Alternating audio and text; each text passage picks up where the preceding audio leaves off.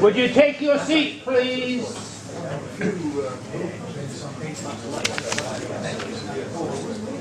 Good thing I got a good voice, isn't it? We had a gong or a bell. My family always says Carcassone. Carcassone.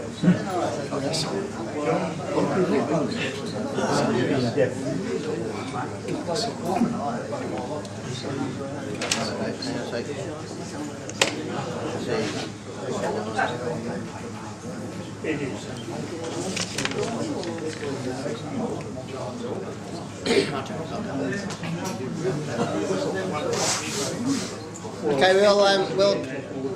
we'll commence the next session of the morning. So if everybody can take their seats, please. Colin. All right, our next speaker, Colin Pearne. I think everybody knows Colin, so I won't go through the introductions of Colin. But John. Colin. Colin was before. Two Johns and two Collins. Okay, this next talk will be a numismatist visits Carcassone. Thanks, John. Well, John, our president, and Jerry, our convener, and colleagues all, one of the great joys of all of us who have such a passionate love of our hobby and passionate scientific interest in numismatics is that wherever one goes in the world, particularly internationally, one can find a numismatic interest. One of the very special places in the world to me is the French town of Carcassone. And what I'd just like to do in these few moments together today is share with you 5 themes why it's very important that those of us who haven't visited Carcassone might do so in the future. And the reasons are that Carcassone had a mint. In itself, it was on the Great Line of the Crusaders, and things were minted there. It was subjected to the most terrible sieges, and siege or obsidional coinage, which is a special interest to a number of us, is a special feature of the French town of Carcassone. But very importantly indeed, there was a famous poem written about Carcassone. It was written by a French songwriter and poet, and he called his poem Carcassone. And it tells the story of an old French farmer who just lived a few miles from Carcassone. And all his life he'd heard about this fantastic, beautiful walled city, and he was always going to go there. All his mates, his children, and everybody else had gone the few miles to visit the great city. But every time he was about to set out, something just trivially arose. Not trivial to him, but grubs got into his cabbage patch, or blight got into his grapevine, and he put off the day of going. So the poet said finally, I took him on the road to Carcassone in his 80th year, but the old man died on the road. He never did see Carcassone. Now that poem was written in 1872, and 100 years later, Warner Brothers in Hollywood did the great blockbuster film The Bucket List. And they took the Carcassone theme, the identical theme, and said there are some things to do before one kicks the bucket. In other words, the theme is do it now. That's right. And that's a message for all of us as numismatists. When we're wanting to start a new theme in numismatics, do it now. When we're wanting to start a new collection, do it now. If we're going to vacillating about that bid at an auction, do it now. So I'd like to share with you just this little theme of Carcassone. There are several other themes as well, which I'll just touch on. So the medieval city of Carcassone is it's a beautiful medieval city. Hang on, I need to go back one. Sorry, I need to go back. Yeah, trying to get that. Sorry about that. And the next one. The medieval city of Carcassonne is one of the most beautiful walled cities in Europe today, preserved, as you can see here. That's an aerial view of it, and it's in the southeast of France. This is France, Britain up there, the Mediterranean Sea here, and here is the town of Carcassonne. It's very close to the big French port of Narbonne, which was one of the great Roman ports as well for the Roman Navy. So it's at the southeast of France. I would say that you can get an £89 return international flight from London to Carcassonne, where there's a tiny international airport, a return flight for about $100, which is just incredible, on Ryanair, on one of the cheap airlines now. So if you're in England, do it now. So that's where it is. And as I've said, in 1878, a wonderful French songwriter called Gustave Nadeau, who lived in Carcassonne, and this street here is named after him. This is down just below that beautiful walled city. It's about 200 metres below it there. And he wrote this wonderful poem called Carcassonne. And he describes, as I've said, the aged peasant farmer who had a lifelong goal to visit the city of Carcassonne. And in the poem, he said, he talks about this wonderful city, as we can see there, the great walled city that everybody knew about and wanted to visit. And it even had a bishop and 2 generals that lived there. And every day, people dressed up, not just on Sundays, but in their Sunday best. So in his senior years, the poet, Gustave Nadeau, took the old farmer out on the road, but he died before reaching his lifelong aspirations. And the moral of this poem is, of course, not to put off the important adventures of life, goals for which our heart might desire. And for many numismatists, one important item on our own personal bucket list, I'd suggest, is, if you can manage it in the future, a visit to Carcassonne. Do a Carcassonne to Carcassonne. One there finds these numismatic themes, which are so very important. Now, the Roman army established a fortified camp there on the hill overlooking the Orne River, just below it, upstream from the French port of Narbonne. The city was the subject to enormous attacks. That's a modern photograph of the city today, just taken from a current postcard. As you can see, it's a beautifully preserved walled city. Inside it, of course, is a true small township with tourist shops and wonderful restaurants and all those sort of things. And I'm very happy to say a numismatic shop as well. The city was assaulted over the 1,000 years on many occasions. It was assaulted by Charlemagne, the king of the Franks. He laid siege for 5 years to the walls here, unsuccessfully, and the walls were never breached by assault. The area here became the centre for a group of individuals who were called the Albigensians. Albi is a little town beside Carcassonne. This whole area of southeast France became the centre of a Christian sect who practiced a religion called the Cathar, C-A-T-H-A-R religion, and the people that lived there were called the Albigensians, after the nearby town. And it's a very tragic story here. There was a crusade against the Albigensians here. It was the only Christian crusade against other Christians. It was a terrible crusade, genocidal crusade. Hundreds of thousands were put to death. Many tens of thousands were burnt at the stake for what were believed by the church to be their heretical Christian beliefs. The Pope, Innocent III at the time, proclaimed a crusade, the Albigensian crusade, under the leadership of Simon de Montfort. And it was the only crusade, as I've said, of Christians against Christians. After a prolonged siege, Carcassonne fell to the Crusaders in 1209. And it was the only time the city walls were breached, not through shot and shell, but through treachery. from inside. It lasted, the Albigensian Crusade, this terrible crusade, lasted for exactly 20 years. And the Cathar heresy, as the church deemed it at the time, was wiped out totally by the early 15th century.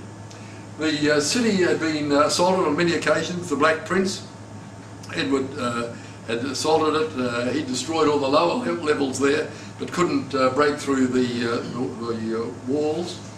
And following changes in warfare, particularly the invention of gunpowder, after the peace of the Treaty of the Pyrenees in 1659, the need for these fortified cities became less significant. And by the 19th century, the medieval city of Carcassone had fallen generally into slum disrepair.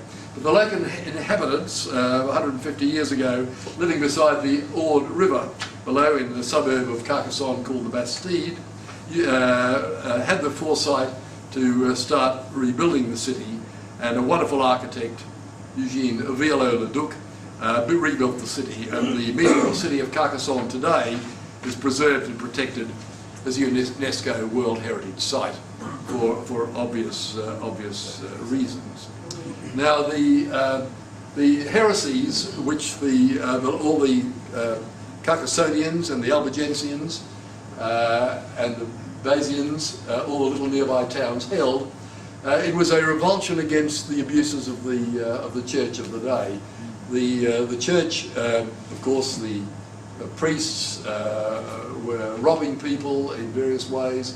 They were not celibate, as was their vows, and there was a revulsion against the hypocrisy of the church in that era. And the Cathars, the Albigensians, reverted to a more absolute interpretation of the Bible.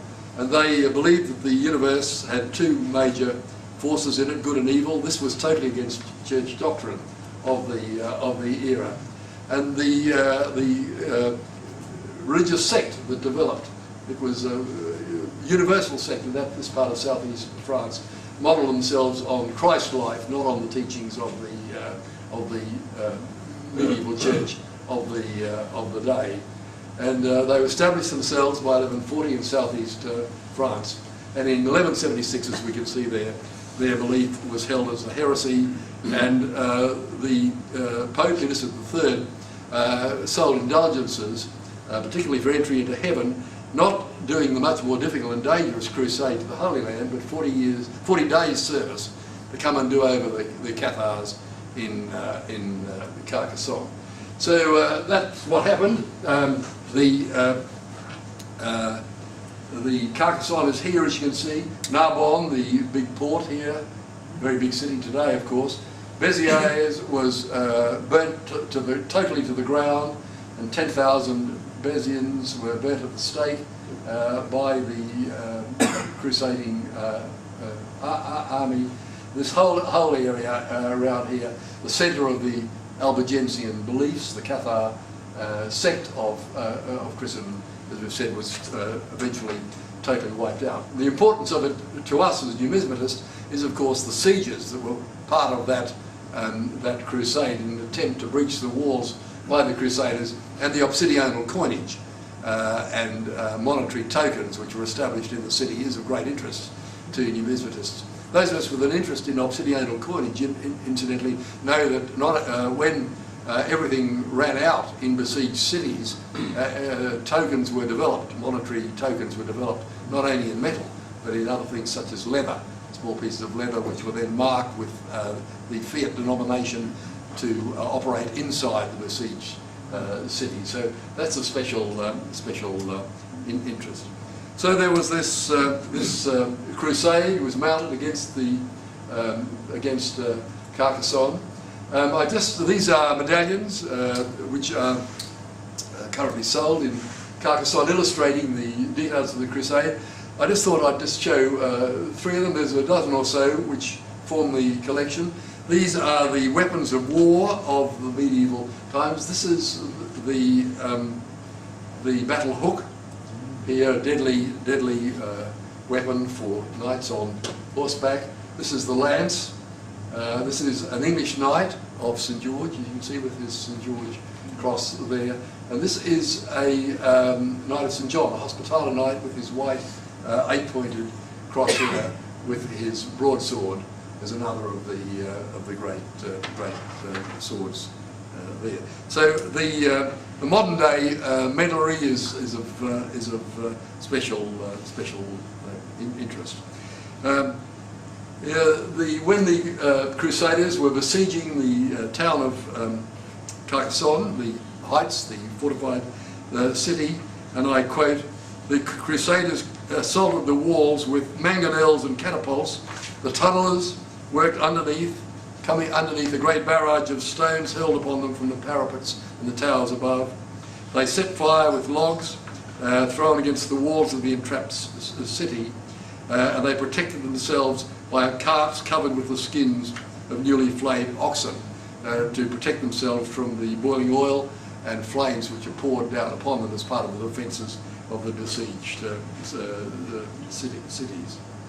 It's terrible to be in a besieged city, particularly one going on, of course, for many months, or in this case of Carcassonne, a whole range of many sieges over the centuries, particularly that siege that went on for 5 years. And again, I quote a quote describing the conditions inside the besieged city. "Overwhelmed by the heat, the contagion of the sick inside the walls, the putrefaction of the slaughtered animals, which they had not time to salt, by the cries and chaos of the overcrowded families, all tormented by flies. The besieging Crusaders offered to negotiate to preserve intact the city they wanted to seize. They arranged to parley with the head of the city. His name was Viscount Trinquevel, but they were perfidious, and after they met with him in breach of their oath of parley, the Crusaders imprisoned Trinquevel and subsequently burnt him at the stake. What tunnellers, battering rams, catapults and archers could not achieve, treachery did. And it remains the only time that the city of Carcassonne was taken. Well, there's an interest in Crusader coins, as we've heard from David. This city is on the Great Line of March, from starting in Edinburgh, Scotland, to the northeast, as you go down through England into France, northern Spain, into Italy, into Rhodes, Cyprus, then into the Holy Lands. And the Crusader coins, which were struck in many mints all along the line of the Crusader pilgrimages, of course, the coins were used up and down that line of march, and the mint in Carcassonne was one such one. There were several mints in France in the Middle Ages along that line of Crusader march, one big one operating in Narbonne also. They printed both bronze and silver bill and deniers, 0.91 grams, and they were struck, and they were used locally up and down the line of march of the Crusaders. Hoard evidence and extensive research has indicated that the mint in Carcassonne didn't function after that terrible fall of the city. Let's get you to advance that for me, Stephen. Now, the other reason why there's a special interest in Carcassonne is this beautiful statue.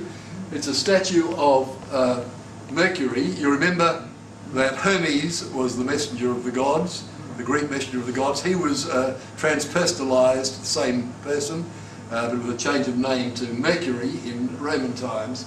And this very elegant statue was sculpted by a very famous French sculptor, Ludovic Eugene Durand. And this statue was shown in the Paris Salon of 1874. And the sculptor created the statue in great detail. And the interest to us as numismatists is that Mercury, with his winged helmet, his winged caduceus, his winged sandals, as you know, is also the god, besides the messenger of the gods, the herald of the gods, was also the god of travellers, but of business and commerce.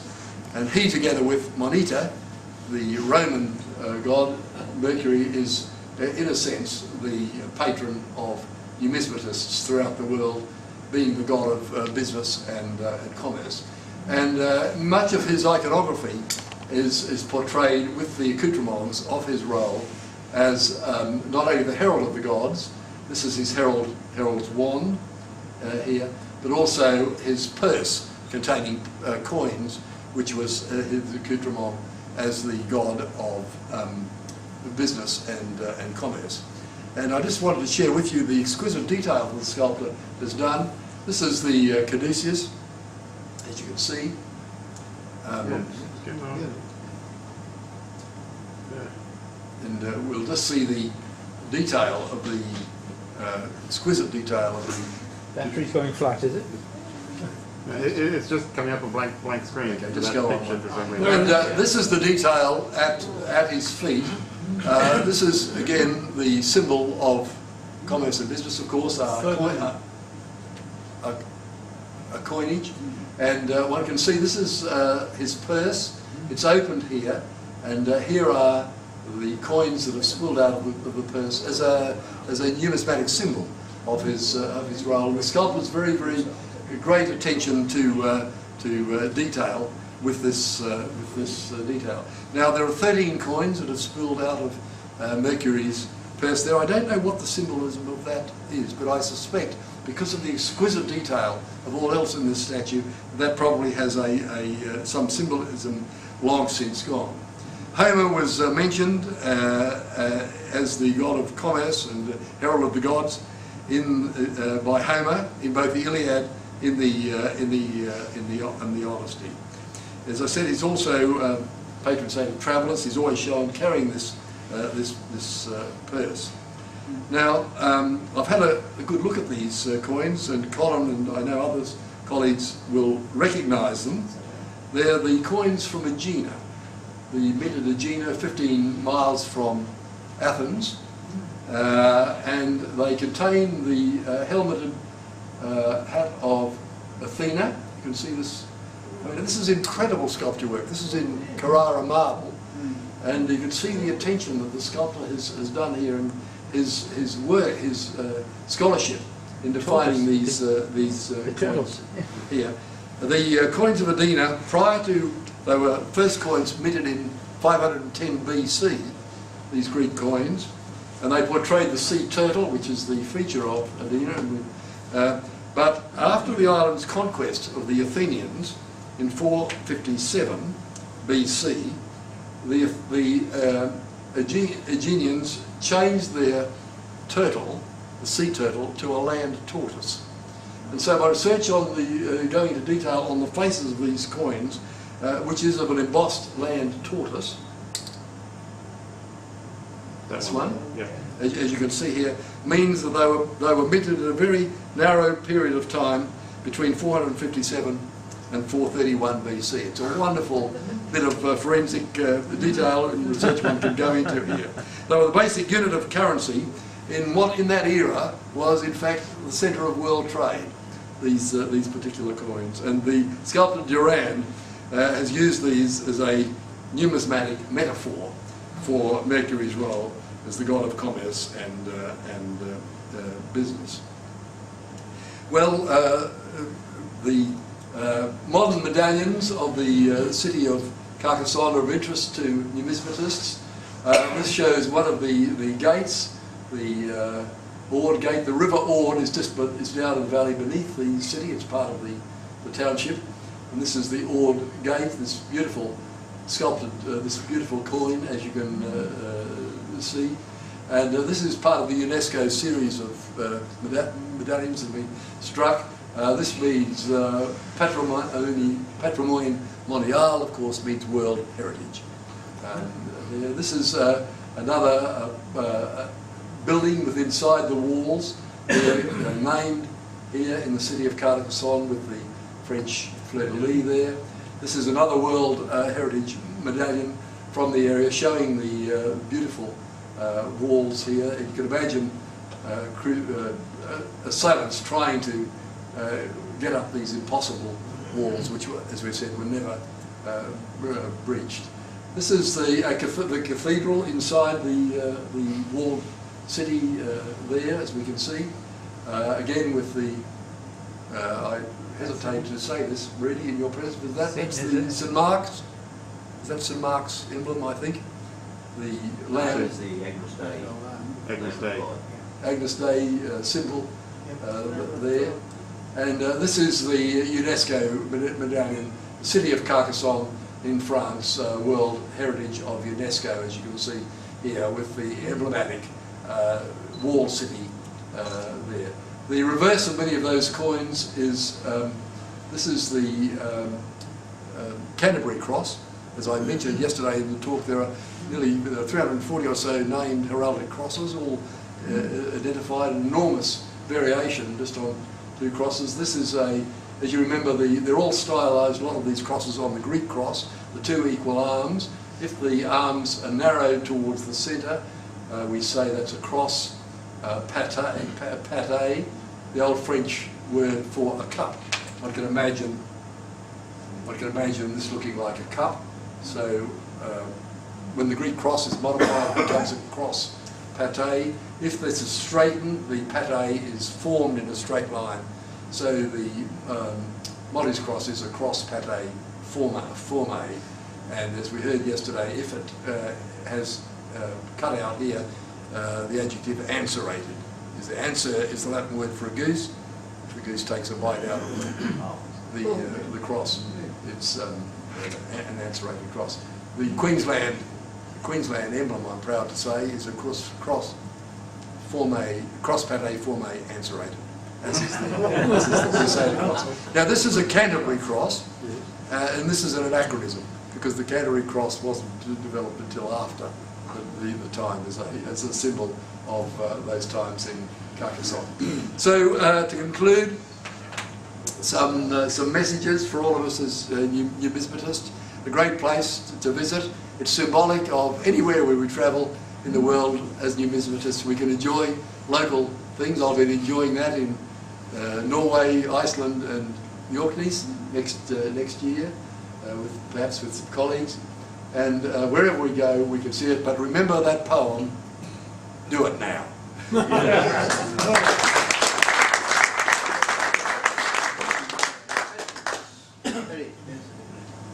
Very briefly, if I could just an addendum to what you have said, there was another occasion when a Christian crusader army fell upon other Christians. And that was, in fact, in 1402, when through the crusader army was welcomed in through the gates of Constantinople and promptly fell upon and absolutely pillaged Constantinople. Okay? On what I see on your pictures of Carcassonne, where I'll be going very soon, I hope, the wall system looks like it's a modified version of the Theodosian wall system of Constantinople, which defied all attackers. Okay? The lesson that the Venetians learned is the wall system can't be breached, don't lay siege. But you can get through the gates if you know somebody on the inside.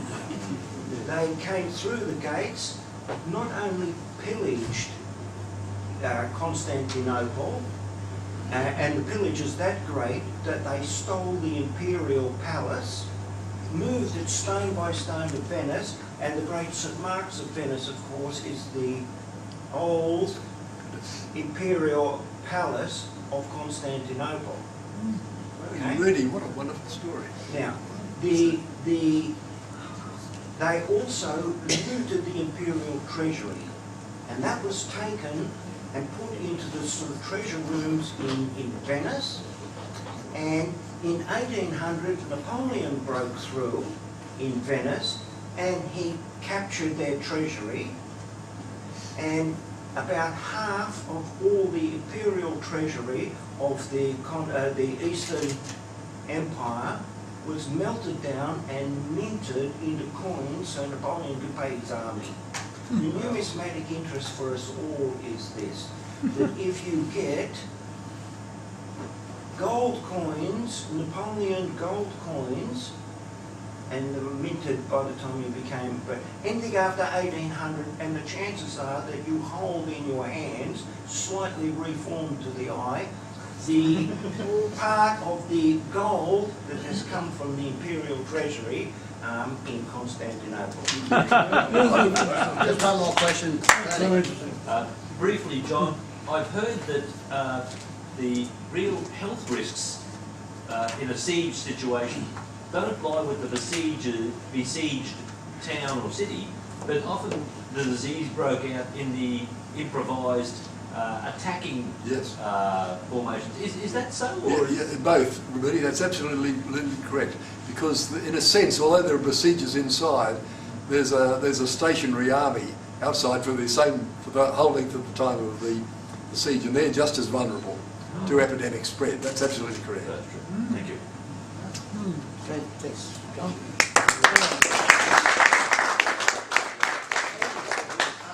Okay, our next speaker is Ross Pratley. He would like to sort of talk to us about postal notes. Correct. He's got quite a few articles to show us. Previous? Okay. Thank you. After hearing some of it, especially with Rudy, you've got to get a bit theatrical about this. I'm starting off with, "Hi, you hearties. Welcome, fellow pirates. Let's face it, we are similar, just on an endless, fascinating treasure hunt. Be it items we value or information from the past we can research. Let me explain. P1. Another one, maybe? Oh, that's why I collect postal notes. No, we're back one, please. Sorry, we'll get right. Why I collect postal notes, share script and miners' rights, what makes us tick. Yes, something from yesteryear, maybe in a valuable metal or an example of paper, or now polymer manufactured in attractive detail. If you're an investor, condition today is paramount." Thank you. In fact, some of the fun of collecting has been negated by those supposed American geniuses who insist that the only coin or banknote worthy of being an investment item is that has been slabbed. How do I do this? Press Left click, left click. Oh, isn't this good? So I'll pass that round to, let that go round and see how they auction things in America with slabs. Heaven forbid, you must not touch it. Only the supposed grading experts who on many occasions change their minds on the ratings they have given an item. Yes, would you believe some dealers and collectors, definitely pirates, who think an item has been undergraded, smash the slab and submit it for a new one, with the hope there will be an increase in the grade, hence adding substantially to the value according to the so-called experts. Yeah, so I think it's a sad way we're going, but anyway. Maybe one can mix the two, collect and invest. Collect a date series of coins or signatures on banknotes with varieties, different number combinations or prefixes on banknotes, or even misstruck coins. What do you have? Come on. Is it out of pure frustration one does this, or by the guidance of those experts once again? Tell me the aim, please. And please note, not including named medals. In years gone by, I guess I too have partaken in one way or another in each. Keep in mind, we all tend to remain treasure hunters, and really we're only minders of these fascinating objects from yesteryear. And sincerely, I do not wish to put anyone off this rewarding hobby we enjoy, just suggest another view to consider. Anyway, as I have supposedly matured, got a heap older, I began appreciating paper items, which all had their own story to tell. Going. What do I do? What am I doing wrong?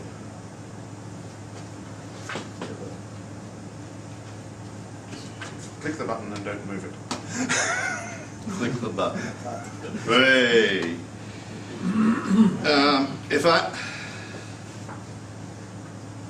Our share script collection Here is an early one from the Bank of New South Wales, 1818, on vellum. To my knowledge, there are less than 10 known, including the bank's archival collection. Note the signatories who have actually handled this item. Don't pick it up, just leave it there. Miners' rights. Another on vellum. Note all the folds. Miners had to have these ready to show the constabulary on demand. Try collecting one from each colony. Quite a task.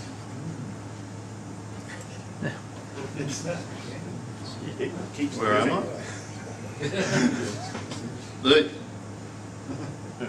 It's up there now, so.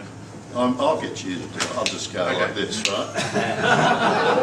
You say next. I'll get there. We'll get there. Come on, Steve. Okay, that one. These are miners showing off their finds at Bathurst. Wow, there you go, John. Pretty handsome finds. I suppose some of those got melted down at the Sydney Mint. Also very difficult or very lucky. My real fascination has been collecting Australian postal notes, if only just for their rarity. Remember, there were millions, yes, millions more Australian postal notes than pennies or halfpennies. There are even more different postal notes to collect than all the different Commonwealth of Australian coins and banknotes combined. Most are rarer than the proverbial rocking horse. Whoops, we won't go there. Watermarks were incorporated into paper when manufactured as a security device. To most a bit mundane, nevertheless an added feature for a researcher. One can discover a new type, variety or issue at times from watermarks. Let me illustrate this. During the early days of the Commonwealth Government, they showed signs of being frugal, unlike today where we billed for ministers' family and or friends taking travel junkets and individual stationery bills of 11,000 per week, not forgetting the billions being spent on submarines that are bound to be surpassed by future technology. Enough of this rant. Back in 1912 saw the introduction of a uniform series of postal notes. The government printer requested each of the states to send any surplus postal note paper to him, where he would make good use of it. That is, one can find postal notes from Tasmania on New South Wales colonial watermark paper, instead of the newly designed watermark especially intended for the uniform issues. Okay, so that was the one designed for the uniform postal notes. Commonwealth of Australia postal note. This is one illustrating where the New South Wales paper, the colonial paper, was used on a Tasmanian one. And this one's a bit difficult to read, but this was a Queensland one on Queensland paper used with a Tasmanian postal note. You'll just get the outline. Oh, here we go.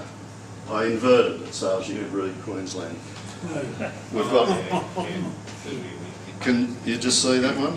Yeah. Enough compelling reasons for me to collect postal notes. Another compelling reason, that is one that you're in uncharted territory, presenting a real challenge. Rarities are still uncovered from time to time, and sometimes findings rewrite our research. Norfolk Islands, for example. Territory of Norfolk Island postal notes. A New South Wales postal note overprinted territory of Norfolk Island surfaced last year, previously unknown. From the records I've seen, there was only a print run of 100, maybe up to 150 of this denomination. And the numbers actually issued would be far fewer. That's it, that's the one. What a rarity. It's gone into one of our members' collections who won't reveal it. It's unfortunate. He likes hiding things away. But I came in last and at least found out some information about it and decided to explore it further because it's an important find. Next one, please. So what this one shows, have I got a Doozy, what's it of? Post pointer. David has, Judith has given us this, loaned us this point. That's a good one. Which one? That's that.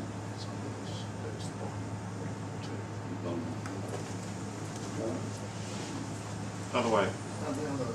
Oh, right, here we go. So what happened with this one? The small printing run. The guy must have had close ties with well, people in administrative circles, because that particular postal note, that's the back of that Norfolk Island one, a longer form, had been done for Papua New Guinea. And as I say, the small numbers that were required for Norfolk Island is intriguing. Notice how this one's made out account of the administrator, whereas the ones within Australia are to the Postmaster General.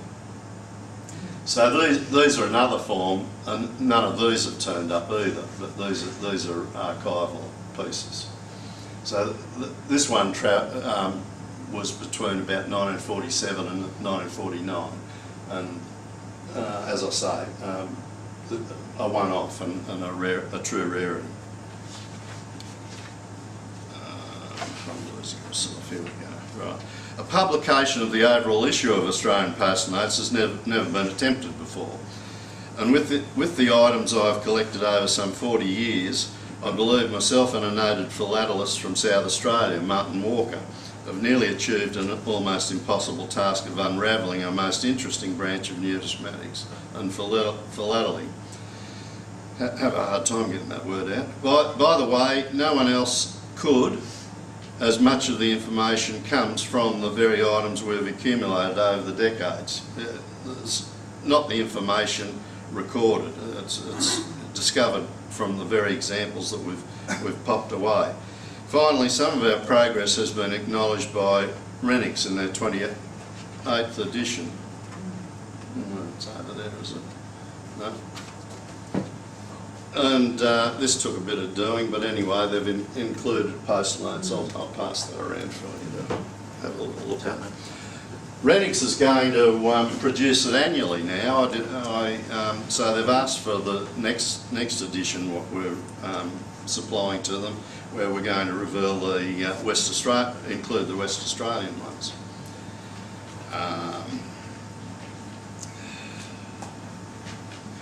So finally, some of our progress has been acknowledged by Renix. In the 28th edition, more than 60 years have passed for Renix to note that the first issue of Queensland Postal Notes in 1880 were not only the first in the world, but unintentionally provided the first government-issued fractional paper currency in Australia, P11.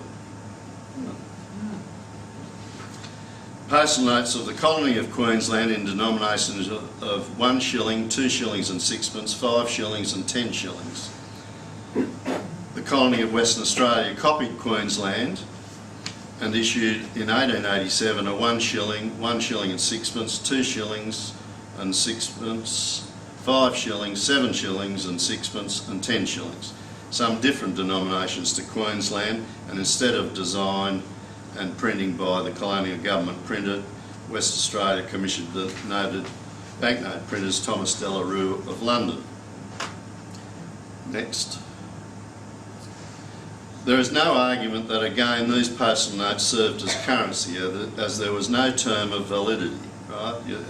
Those ones from territory of Norfolk Island had 6 months to encashment time, whereas there's no term of validity for these two colonial issues.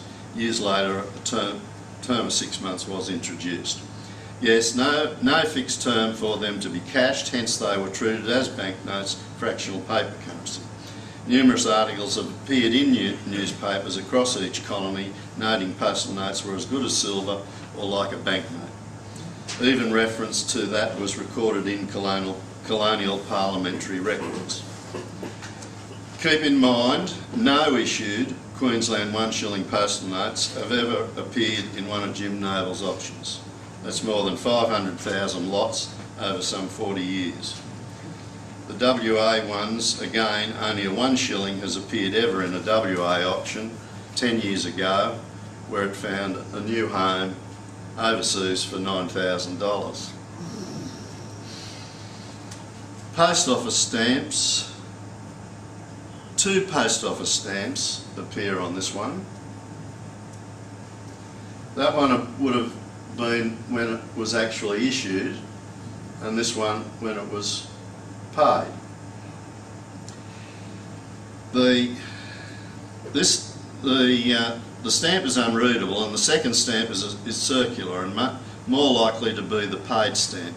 Considering the condition of this example and the readable date being 9th of February 1891 against the serial number of A1-01280 and first type watermark confirms it was amongst the first 4,000 1 shilling postal notes printed for the colony. This suggests, as the first issue commenced 23rd of May 1887 and were distributed throughout 18 post offices, that this example also circulated as currency for up to 3 years plus, as there was no term of validity and payable to bearer. I guess by now you see that I get carried away with what appears on a postal note. Amongst the many research papers I have, this one illustrates how one can get carried away with something more than a dot on a penny or a star on a banknote. Note the issuing officer, R.J. Beckwith, serial number 00051. It was issued in June 1896, nearly a decade after the system had commenced. It is assumed that it would have been included in the very first postal notes supplied to this very small mining town in the far northern part of the colony.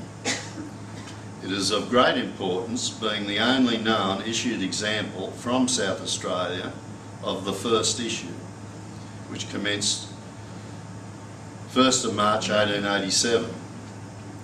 Gold had been discovered in Burundi in 1872. By 1896 the gold had gone, population may have dwindled to less than 100. It's recorded that the population was only around 3,600 throughout the whole of the territory in 1913. I'm speaking of the Northern Territory, which was part of South Australia at that stage. This verifies the very small usage of postal notes throughout Northern Territory at the time. Now this is where I get carried away again. Ralph James Beckwith arrived in Darwin 17th of February 1881 aboard the SS Menmure. In 1891 he was listed amongst a group of concert performers. Later, whilst employed by the post office, he became the conductor of the orchestra at the Dingo Glee Club. The Dingo Glee Club, Darwin. Next one, please. And here's Mr. Beckwith, the conductor. Isn't Aussie history quaint? In April 1896, he was transferred to Burundi as postmaster. There have been a few hoards I've recorded. Naturally, one is curious why anyone would hoard postal notes. Well, they stashed under the mattress for safekeeping and forgotten about. Another interesting true blue Aussie tale. Only problem is this detours me from what I'm meant to be completing, but anyway, I get carried away. A little old town named Rylston, population about 800, grabbed my attention earlier this year. Was checking some 1940-50 postal notes in our collection and noticed some made out to an H. Yarrington. Next. Others to a B. Yarrington, each of Rylston, New South Wales, near Mudgee, west of Sydney for you northerners. So upon Googling, one strikes a jackpot of relationships, businesses and even a World War I relic. You see, H. Yarrington was previously Hilda Cooper. Next one. Seen here at about 8 years old outside her mum's boarding house. Yes, Hilda had a fine apprenticeship into business, no doubt by her mum, and left school at 15 years of age, working at the local newsagents owned by Mr Sampson. 1 year later, in May 1916, Hilda was offered the news agency by Sampson for 50 quid. For any youngsters here, 50 quid was £50, or now $100. Mr Sampson had enlisted in the army and was heading for the Western Front. Hilda, being underage, had to have her adult partners, her sisters, fitted the bill, Pearl and Gladys, who also are featured in there, who she bought out upon coming of age. Hilda married Barney Yarrington in the 1920s. The news agency catered for all sorts of needs, was reportedly given the first licence to issue lottery tickets in New South Wales outside of Sydney in the 1940s. And that's where postal notes became relative, and would-be winners from all over the state sent postal notes to the Yarringtons for tickets. Next. That's the old post office. And another one. What have we got here? Oh, and here's one of the daughters. And I'm still able to talk to her. Her daughter passed away, unfortunately. So I was trying to capture, and she's in her 90s, and I'm trying to get the gist of why they stashed these postal notes away. But all we can come up with was that they just put in the back room and forgotten, sort of thing, and probably passed the 6 months validity and said they're worthless.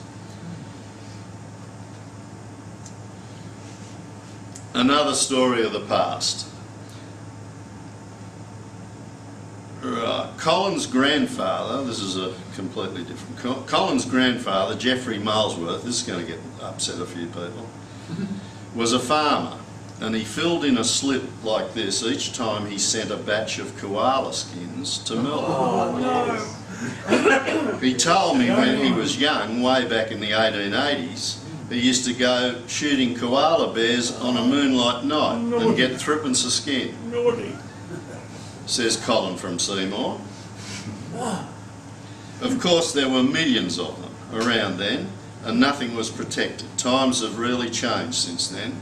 Colin found this slip hanging up among old receipts on a wire in his grandfather's shed. Maybe we should have the next one, see. No, let's go further and we'll get this slip. Another one, please. Yeah, here we go. Oh, boy. So Colin found this slip hanging up among the old receipts on a wire in his grandfather's shed in the 1950s. Oh yeah, I sent skins to Cannons as well as in the early 50s. I used to send down a chaff bag full of rabbit skins. There'd be about 500 or 600 skins, says Colin, who was also a farmer. In the 50s there was a sign at every railway station in Victoria in black writing on a yellow background, Richmond colours, reading "Consign your wool and skins to J. Cannon and Sons."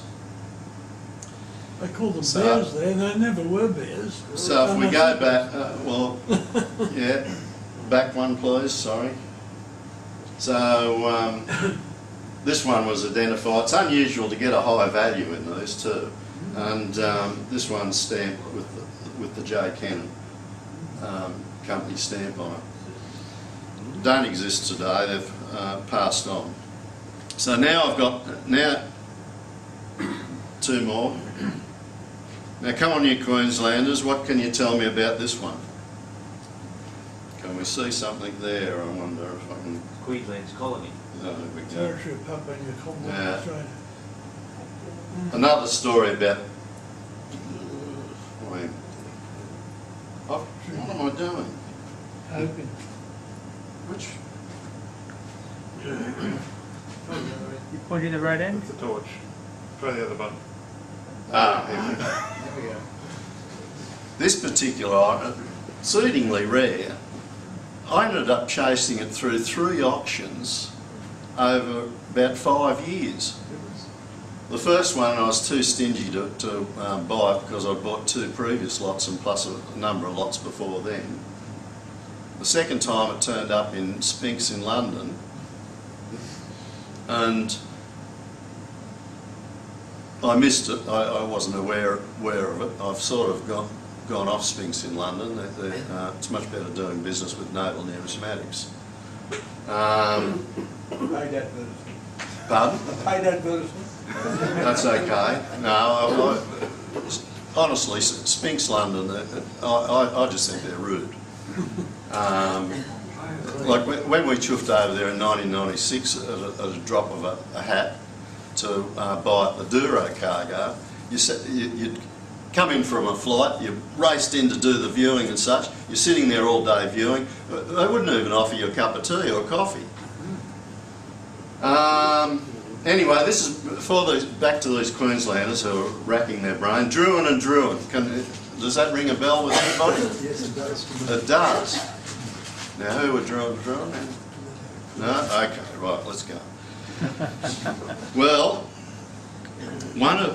one is that they made a famous set of silver drums. Being the only well-known manufacturer of concert band instruments in Australia, Druin and Druin also gained important military contracts. One of the most famous of these was the order for a complete set of solid silver concert drums to celebrate the Royal Australian Navy's 50th anniversary. Employees later recalled that every grain of silver had to be weighed and accounted for, even the waste from drilling. The drums are now in the RAN Museum. Now, have I not convinced some that there can be more to just obtaining a piece of dated metal or signatures on a banknote? I enjoy putting some fun into numismatics. So that's about all. Taking questions, and then we'll have a minor brag or something. Let's go. A comment about the koala skins. Apparently they were stopped at the other end. The Americans woke up and said, stop doing it. Woodrow Wilson. And we did. Thank goodness for that. Indeed. We've only had a couple of koalas come to our property out in the bush, but you hear them at night. Oh, yeah. But I think our dogs scared them off, you know. Not that our dogs ever touched them, but we often found marks of them on the trees. That's right. Mm. Ross, I noticed early on that one of the notes had please retain or keep a record of the number. Why would they do that? Well, so even this one Pretty is early on it was. right. There was a receded portion on the left-hand side, Yeah, like a sort bar. of thing, like it was accounted for. Oh. And so, you know, that was sort of a receipt on the first person it was issued to.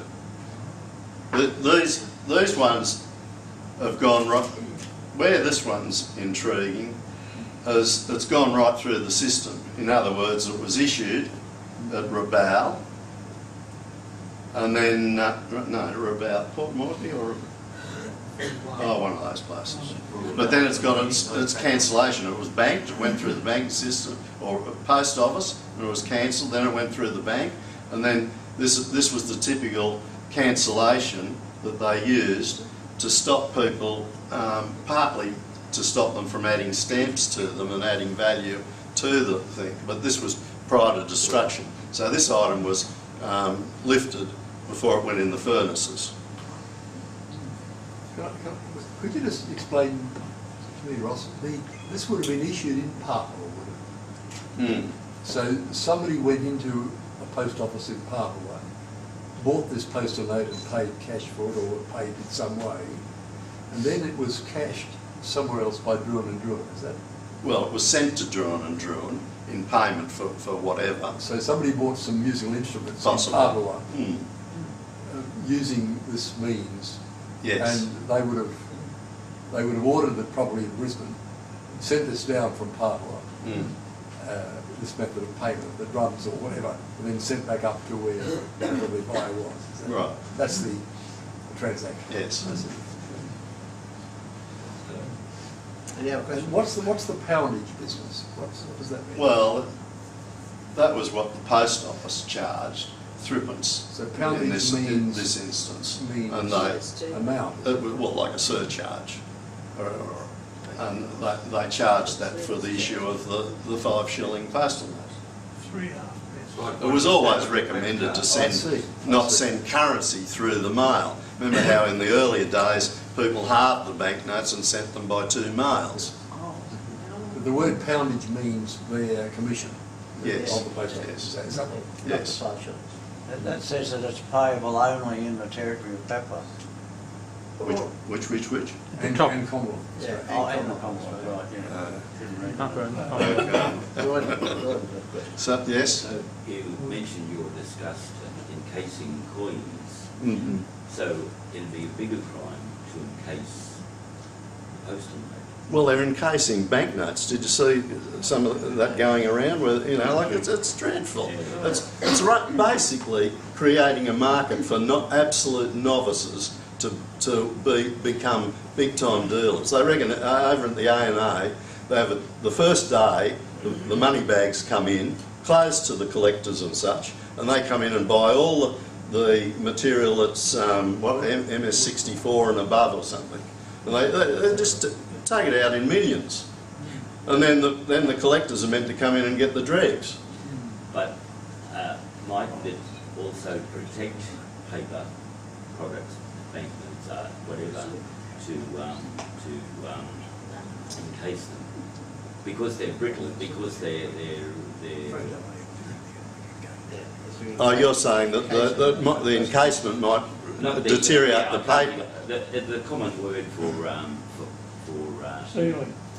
sealing paper. Mm. What is it called? Laminate. Laminate. Thank you. Laminating them. I've got a box of laminated $1 notes at home that I had for a promotion where I was going to put them out in an envelope. I had note printing working in with me and they were going to stamp it and such, but you know, time's gone by and I've still got the box full of $1 notes that I laminate. I've got to approach Downies and see if over a drink they'll come up with an idea of moving them. But you don't think... And of course I'm waiting for the $1 note to go up more and more and more in price. But you don't think that it is also a protection? What, for Laminating? No, I Yeah, think but don't you like to feel these things? Look at the marvellous coins that have been shown and medals and that. You like to hold them. Fair enough. Not mine proof 1930 penny, you don't. Not mine proof 1930 penny. That better be in a slab. Okay. if you were to put these out in the sun, they'd deteriorate and you'd lose the lot. Well, what are they doing out there? One last question over here for Bernie. Ross, just to clarify from my ignorance, the next step of the postal note arriving at Druin and Druins would be that Druin and Druin would take it along to the bank. Well, it appears that way. I think... I haven't finished my question. Right, sorry, yeah. The bank would deposit it, that bank would clear it to the territory of Papua? No, it was done in Brisbane. It would have come back to Brisbane. That other cancellation. Right, see the faded one there, the black one? Yep. See, that'd be a Brisbane. Yeah. See, that's parts of Queensland saying there or something. Righto. So that then goes from the bank to the post office here in Brisbane. Right. But the reconciliation in Papua for unpresented postal notes must mean that postal note eventually went matched up with those records, the duplicates or whatever it is of 010300. So they knew what was still outstanding and not outstanding. Sure. Well, before they put them in the furnace, their number, they would have ticked off the number. But that would the be, amount of administration of this was just crazy, But that would have really, been compared to Papua. what we can do now on computers. Ross, clarify, that would have been in Papua. No. I think it Brisbane. would. No. All right, one last brag. What have we got, the next one? Right, there we go. That's one of Carol's award-winning quilts. And going back to the barter scene, this avian vet that I've been working with has loaned me a couple of birds. And one hen I've had for 2.5 years, but he wanted it back. I produced just some fabulous birds from them, and he always said, "Oh, look, whatever you produce, they're yours. You know, I just want to see them," sort of thing. So, you know, at one stage I took the young down to him, and the whole place came apart because he does a roaring trade, and I tried to get there before, so I didn't disorganise things. But no, it all stopped got his camera out and he wanted shots for his book. He's producing a book too. But anyway, he took a fancy in Carol's quilts. He kept on going out to the show and seeing Carol's quilt, and he wanted the one from this year. So I thought, how do I keep this hen? I've got to keep this hen. So I put it to Carol that he liked the quilt, so we'll swap the quilt for the hen. Well, Carol didn't go for that. But anyway, 2 weeks later, I told her I'd ask him 8,000 for it. And 2 weeks later, she said, no, you can sell it to me. Because she'd made it for my 70th birthday, but I wasn't worthy of it. I'm too messy in the bed, you know, in my bedroom. And it was a work of art. It was fabulous, like similar to this. So I confronted him and I said, you know, would you like to swap the quilt? You like that quilt? I brought it. I've got it. Would you like to swap it for the hen? And he said, well, that's another way of doing it. Yeah, that's interesting. And I said, otherwise, you know, it's $8,000. So he said, oh, that's okay. This guy makes thousands a minute, I think. So went back and he rings up and he says, Ross, I've taken the quilt home. We all love it. We want the quilt. You can have the bird in 18 months' time. And because in fairness, he promised it to another guy to experiment with his cockbirds. And so I said, well, no, I can't go down that path. I don't know what I'll be doing in 18 months. So we're getting the money for it. So that's you know, my little bit of bartering. What's the species of bird? Eclectus. And I'm disappointed I haven't signed anybody up for the Postal Society. I always get people. It's the very generous society. $20 and and that's it, and you virtually get the money back from the postage, the uncancelled postage that comes back. Alvabatic's another one I'm interested in. Alva's cars. It's the 100th anniversary of Alvis and Bentley next year. Really? And once again, the camaraderie in a club like this is phenomenal. I'll leave it over there. Okay, Ross, before you go, Oh, thank you very much for the informative talk. Thank you very, very much. Okay. Will we treasure. I'll get it named. Thank you. All right, the final one before lunch, we're going to have a discussion by Pat Walsh, the people on Australian banknotes, and I'd say world banknotes as well. Yeah, I don't think that's Australian. We'll go, well, Why isn't it? we'll just take the Australian part off and we'll say people on banknotes. Because we've never had a $2,000 note. Well, it is people on banknotes. People on banknotes. Okay. By 2003, Yugoslavia ceased to exist, being renamed Serbia and Montenegro.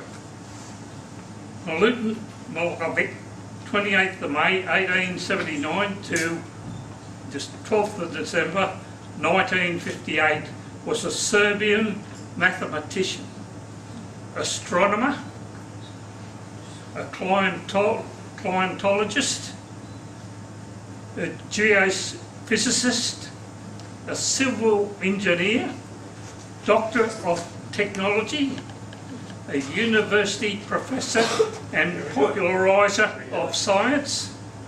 Milosevic gave two fundamental contributions to global science. The first contribution is the canon of the Earth's isolation, which characterises the climate of all the planets on the solar system.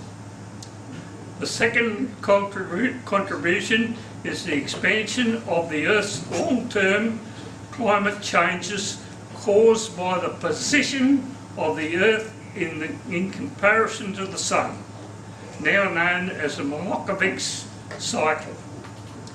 This explained the ice ages occurring in the geological past of the Earth. as well as climate changes on the Earth which can be expected in the future. He founded the planetary climatology by calculating temperature of the upper layer of the Earth's atmosphere, as well as the temperature conditions on planets in the inner solar system, Mercury, Venus, Mars and the Moon, as well as the depth of the atmosphere of the outer planets. He demonstrated the interrelationship of celestial mechanics of the Earth's science and enabled consistent transmission from celestial mechanics to the Earth's science and transformation of descriptive scientific into exact ones. That's the reason on that particular banknote that Well, it's included, eh? appealed to me. The next one, Matthew Bolton, 1728 to 1809, and James Watt, 1736 to 1819. Matthew Bolton and Mr. Fothergill were partners in 1766 in the Soho manufactory. James Watt was in partnership with Dr. John Rebuck. In 1772, Rebuck was in financial difficulties and owing Bolton £1,200 and paid this to Bolton for 2/3 of the Watt's steam engine patent. In 1775, Bolton and Watt entered into partnership using reciprocal beam engines to manufacture coins. And in 1771, Watt successfully converted to a rotary engine by an ingenious sun and planet gear to produce coinage. In 1800, both Bolton and Watt had retired from their steam engine business, passing it on to their sons. By 1809, the business had struck 600 million coinage. That was the coinage of the 1 penny and the tuppence. They also did produced other coins as well. Next one, Robert the Bruce. Robert I, known as Robert the Bruce, was the King of Scotland, who secured Scotland's independence from England. It was 1274 to 1329. Returning to Scotland, Robert waged a highly successful guerrilla war against the English. At the Battle of Bannockburn in June 1314, he defeated a much larger English army under Edward II, confirming the re-establishment of an independent Scottish monarchy. Now that particular note was the 700th anniversary. You'll see in the 700th anniversary of Robert the Bruce. Right, from here on we go into, next one please, into Australian banknotes. The $10 polymer was the first polymer issued by any country in 1988, commemorating the first polymer issue. The one up the top is the 26th of January 1988. On one side of the note relates to Australian Aboriginal inhabitants. That's down the bottom there. It is generally thought that the Aborigines had been in Australia for at least 40,000 years. The ancient rock painting, female figure, as stencils and a morning star pole as depicted, together with a portrayal of the Aboriginal youth wearing body painting. The rock painting of the female is from Death at a Gorge in Arnhem Land. The hand stencil was found throughout Australia. The Morning Star pole is a reproduction of the pole created by the Aboriginal artist, Unipung Bulu. The pole is as used by the Aboriginal people of northeastern Arnhem Land on certain ceremonial occasions. The pole was reproduced with the kind permission of the Aboriginal Artist Agency. During the design stage, the bank commissioned work from a number of Aboriginal artists, Paddy Carroll, George, I'll let it go there, and Banku there, especially for use on Australian notes. Some of these works have been used to create the background patterns on this side of the commemorative note. The other side of the note shows the ship Supply, one of the first ships that Arthur Phillip was in, coming out to Australia, and a medley of people against the background of Sydney Cove. That's the line of people there. The Supply, a 10-sister ship of the First Fleet, left Plymouth, England, for Botany Bay on the 13th of May 1787. All the fleet had arrived at Botany Bay by the 20th of January 1788, but it was considered unsuitable for the permanent settlement, and 6 days later a settlement was established at Sydney Cove. The medley of people illustrated the background from which the Australian nation has evolved. It comprised in order from the left to the right, as you see it. An early colonial officer and his wife, a convict woman, a surveyor, a village woman, a gold digger, a pioneer woman, a businessman, a bushranger, an urban woman, an urban child, a shearer, a Chinese worker who's a Kanaka, an island worker, a camel driver, a Boer War soldier, an avitrix, Depression swaggy, World War II sailor, World War II female factory worker, a migrant family, an Asian female worker and construction worker. I do believe that the child near the end of that thing, end of the line, was the grandson of Johnson, who was on the signature on the note. I've been told that, and I think it's been verified. The security features on the Commonwealth $10 note, distinctive security features on the commemorative note are numbered in the accompanying diagram. But the next one. Oh. We'll go to the polymer note there. These two particular notes are AAOO, and then the third letter is O. These notes were given to the people who worked on the note from Note Printing Australia.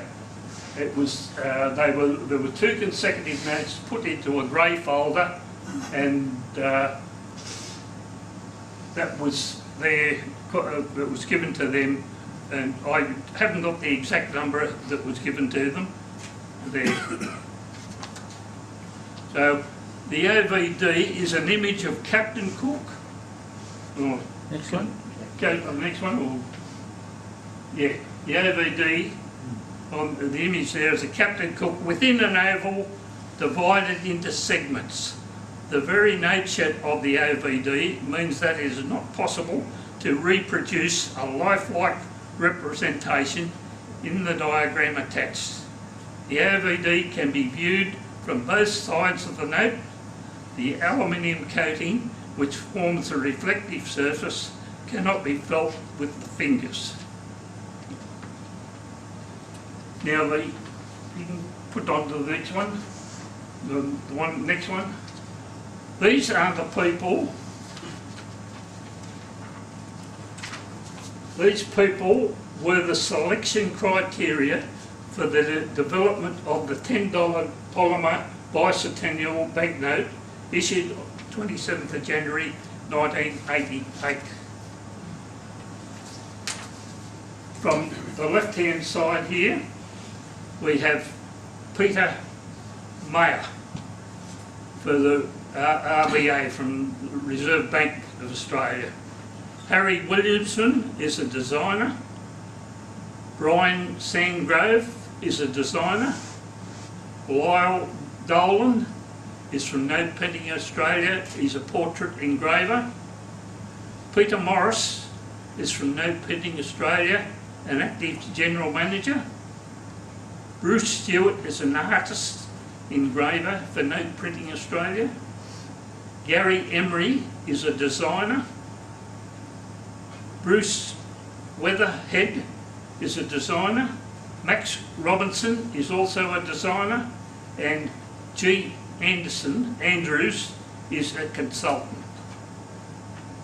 They were the people that had the power of designing the note.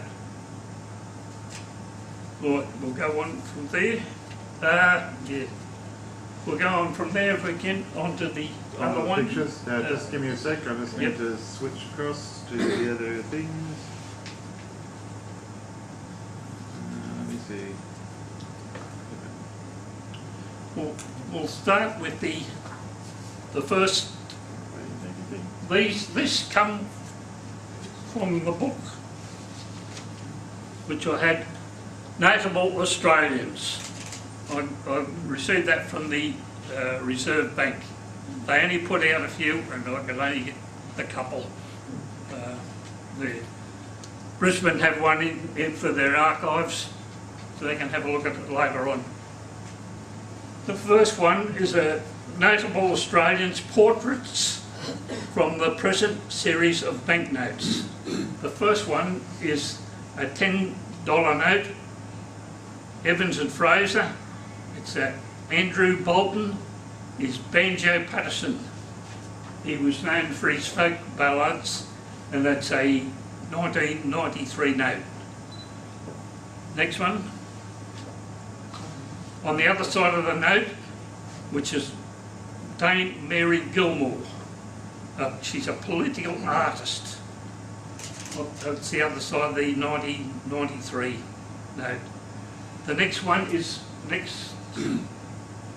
a $10 note, Mary Reeby. She was noted for her charity, religious education, and the note was 1994. Next one, the Reverend John Flynn, Medical Services for the Outback, 1995 banknote. Next one was David Unipon, an author, an activist, an inventor, was on the other side of the $50 note. Oh, sorry, that was on the note. The other side of the $50 note, next one, was Dame Edith Cowan, the first woman Australian parliamentarian, 1995 was the note. Next one was the $100 note, Dame Nellie Melba, the opera singer. The note was a 1996 note. On the other side of the note, the next one, is Sir John Monash, civil engineer, military commander. Next one is portraits from the centenary of Federation. It's a $5 note, McFarlane and Evans, and this is Sir Henry Parkes, Politics, United Australian Colonies. It was a 2000, it should have been 2001, 2001. 2001 polymer note. The other side of the note was Catherine Helen Spence, a novelist, social reformer. That was also 2001. That was the only note printed for that year. Next one. Portraits from the decimal banknotes. It's a 10 shilling note. No, it's a $2 note. Sorry. Where are they?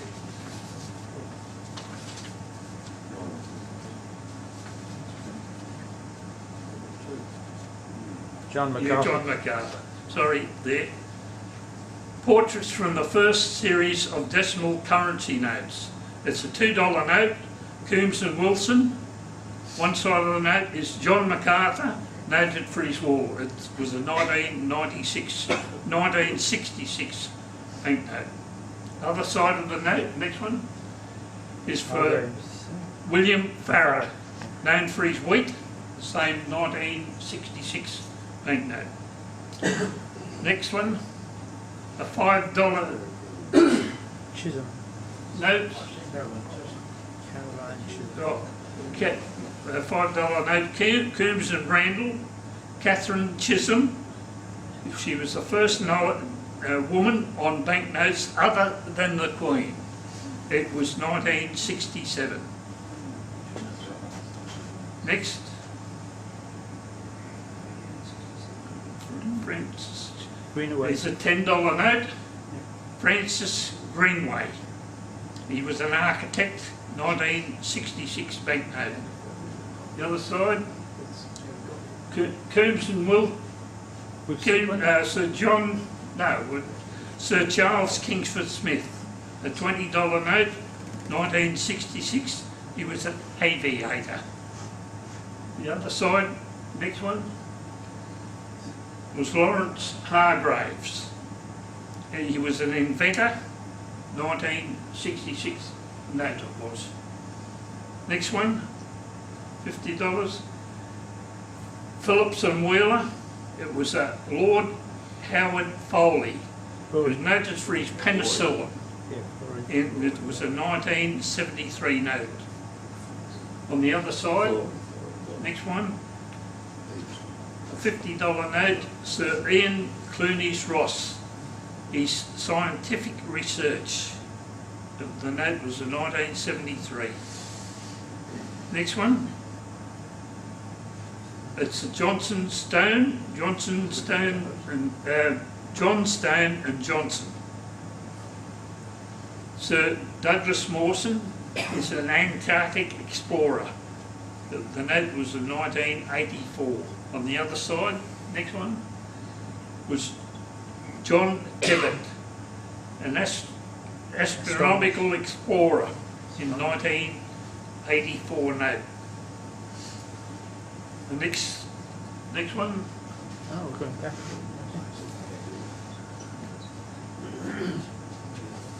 Is portraits from the pre-decimal notes. It's a 10 shilling note, Coombs and Wilson, Matthew Flinders, circumnavigated Tasmania and Australia. He was the person that named Australia, and it was on a 1954 note. Next one, Charles Stewart, £1 note, and it was explorer of Central Australia. It was a 1953 note. The other side, Hamilton Hume, explored central New South Wales to Geelong. It was a 1953 note. Next one, Sir John Franklin, Lieutenant Governor of Tasmania, exploring the Arctic Circle. It was a 1954 note. The next one, Arthur Phillip. We can all thank him for being the first Governor of Australia. I think he did a great job. It was on a 1954 banknote. That's all that's true. Yeah, they've all been back to back. Next one, a £1 Miller Collins is James Cook, British Royal Naval Explorer. Very good. The next one,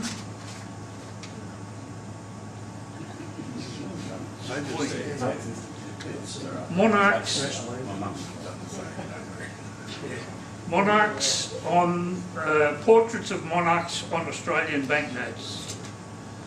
Queen Elizabeth II was on a $5. Stephen and John Fraser were the signatories. Next one, That must be the 2016 note then. the $5 Coles and Fraser was on the 1992 banknote. Next one is a $1 Coombs and Wilson on the 1966. The next one is a £1 Coombs Wilson for a 1953 banknote. Next one, King George VI. It was a 1940 £10 or £20.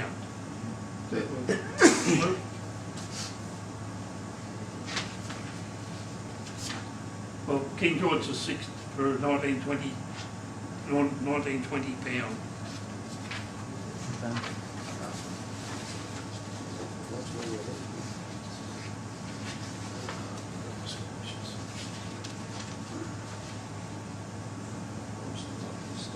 King George. Next one. That's a £5 note from King George V. 1933 to 34. Right, that's where I finish along the lines, and the banknotes there. Any questions for Pat? Colin? Just as an interesting aside and a little personal note that comes through some of the signatories of these people. About a year ago, a man comes into the Naval Numismatics, and an elderly man, and he said, I wonder if we've got one of those $1 notes, the last ones that came out. And I said, who are you? And he said, my name's Bob Johnson. He used to be the Bob governor Johnson, of the bank. the governor of the And I said, I think we can fix you up. Now, walking by was another man I knew, John Stone, who I hadn't met before. And he suddenly looks in here, he sees Bob Johnson, and he said, here comes trotting in. So the two of them there together. He said, what are you in here for, Bob? And he said, well, I'm in here to get $1 note with my signature. Oh, that's a good idea. Have you got another one spare? So they gave each $1 each. And I thought to myself, when they walked out, about 2 minutes later, how stupid am I? They should have got the pack out and go and sign them all again. You missed your opportunity. Well, I'm sorry, took me a while to wake up. Just to comment on Bolton and Watt, it's frequently assumed that Bolton and Watt were both involved in the Soho Mint. They weren't. Watt had no involvement whatsoever. It was purely Bolton. No pun intended. So Bolton and Watt did team together in an engineering firm, Yes. but the Soho Mint, they would never work together. It was purely a Bolton enterprise. Yep. Any other questions? Okay, oh, sorry. Go on, John. If one is a collector of thematic numismatics, as in medical numismatics, one of course rejoices in things like Lord Flory on the $50 note. But one's got and John Flynn, founder of the Flying Doctor Service, of course. But one's got to draw a bit of a long bow in some other areas. The Matthew Flinders one, we all think of him as the great navigator and wonderful hydrographer, and one of the greatest of the sailor explorers. But for 14 months he was also a surgical apprentice to his father before he joined the Royal Navy. So I crib him into the medical numismatics collector. John, sorry, what was he? He was a surgical apprentice to his father in Donington, in the village in Lincolnshire where he grew up. He didn't like it. His father was the midwife surgeon in Donington, and he was expected to do it, but he loved the Navy, and at the age of 15 went away and became a midshipman. Just on this, on the notable Australians, it's got their, what they've done, the history of them. We've got the note there on a very flimsy bit of paper, and it has their photo on all those in the particular book. Thanks very much. Okay, thank you. Thank you very much, Pat. That was a very interesting talk that you gave us. I'm going to present you with this medal, compliments of John Pearne. Thank you very much. Thank you very much, John. Thanks very much. I'll just make George wants to have a quick about a minute, I think. minute or so, President.